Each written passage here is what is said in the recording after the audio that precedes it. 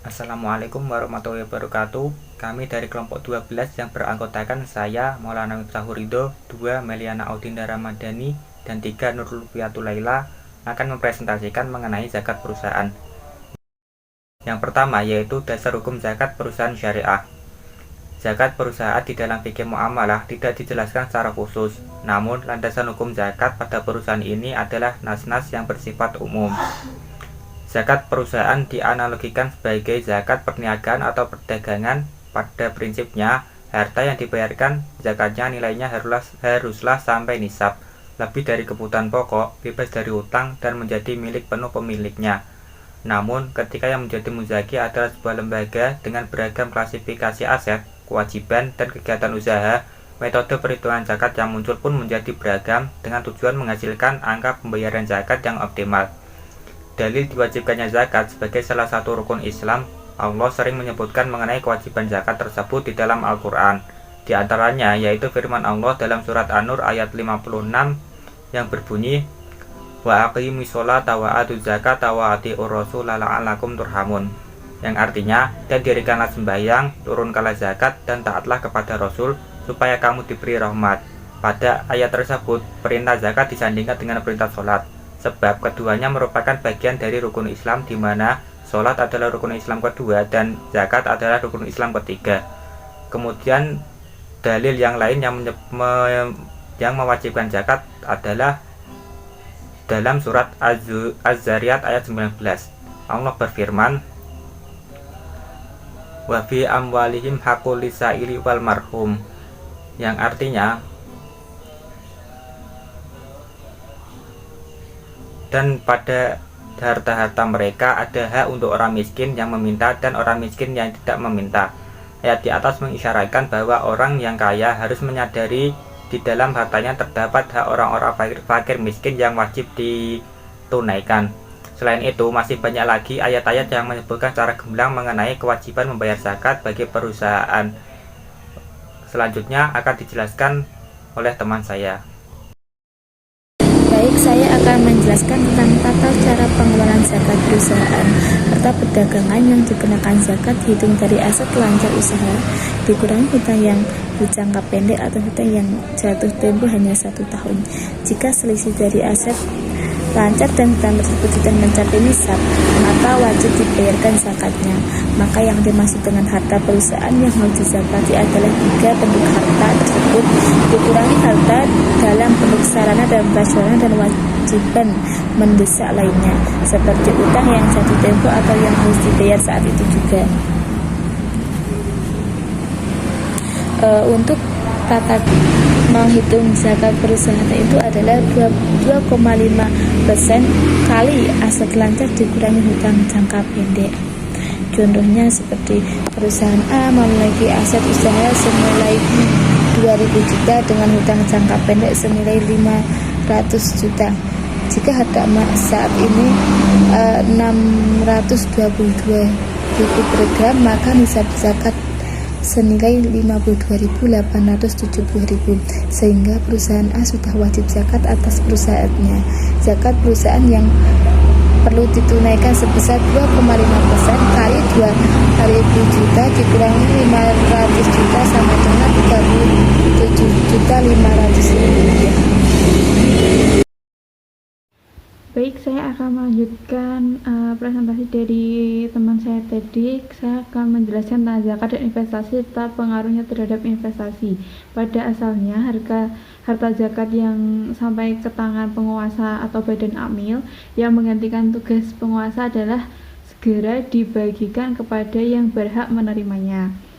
Oleh karena itu, para pakar fikih kontemporer bersilang pendapat tentang masalah ini. Ada yang berpendapat bahwa boleh menginvestasikan zakat harta, baik jumlah zakat harta melimpah ataupun bukan. Antaranya yang berpendapat semacam ini adalah Syekh Mustafa Zakra. Di antaranya alasan memperbolehkannya adalah ada beberapa alasan. Yang pertama, memang pihak-pihak yang berhak menerima zakat sudah ditentukan dalam surah At-Taubah ayat 60. Namun cara pembagian zakat kepada 8 golongan tersebut tidak diatur secara baku. Terus yang kedua, alasan keduanya yaitu kias dengan investasi zakat yang dilakukan oleh penerima zakat dan dikuatkan dengan hadis-hadis yang mendorong untuk mewakafkan harta dan memiliki sedekah jariah. Jika pengelola tanah wakaf diperbolehkan untuk memberdayakan harta zakat demi kemaslahatan sasaran wakaf, maka pengusaha diperbolehkan untuk memperdayakan harta zakat tersebut.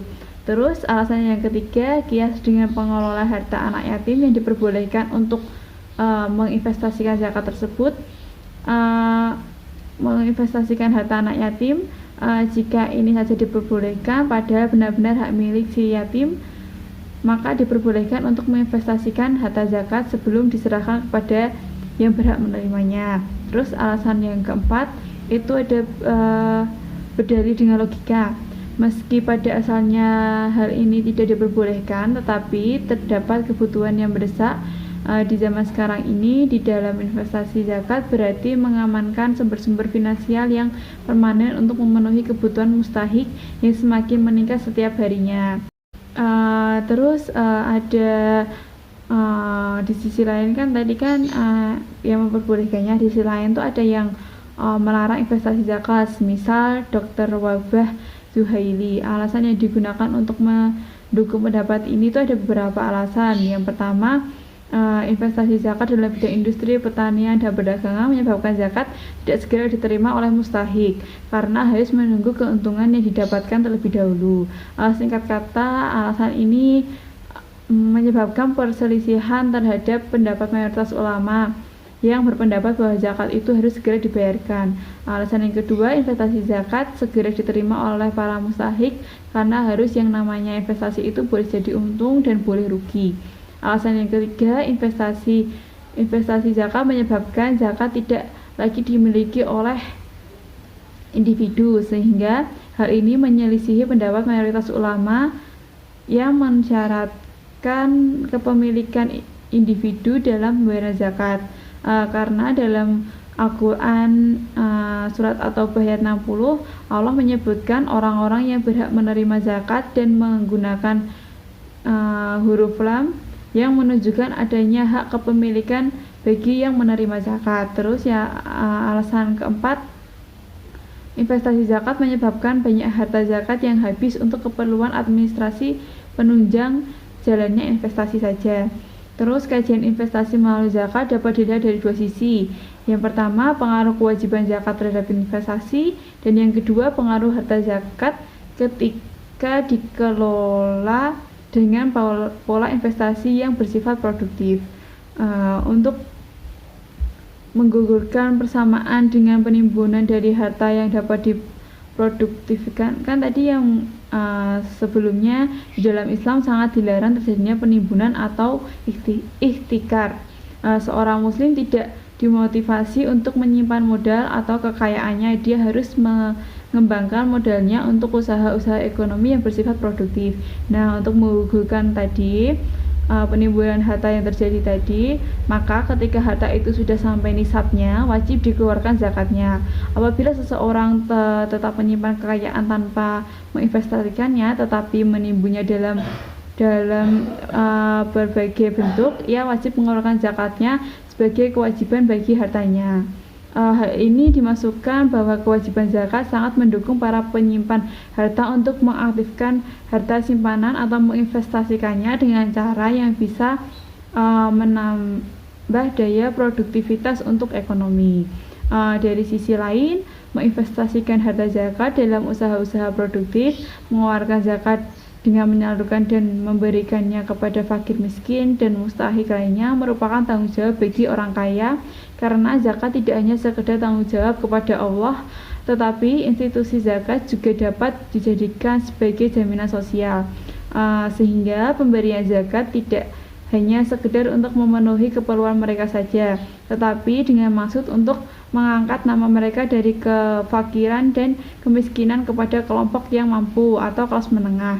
Bahkan untuk meningkatkannya, sebagai seorang muzaki atau pemberi zakat, memproduktifkan harta zakat ini juga sesuai dengan filosofi zakat itu sendiri, yaitu usaha bagaimana kekayaan itu tidak hanya beredar pada orang-orang kaya saja. Terdapat pada Quran surah Al-Hasyr surah 59 ayat 7.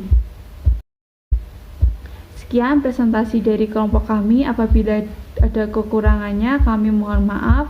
Wassalamualaikum warahmatullahi wabarakatuh.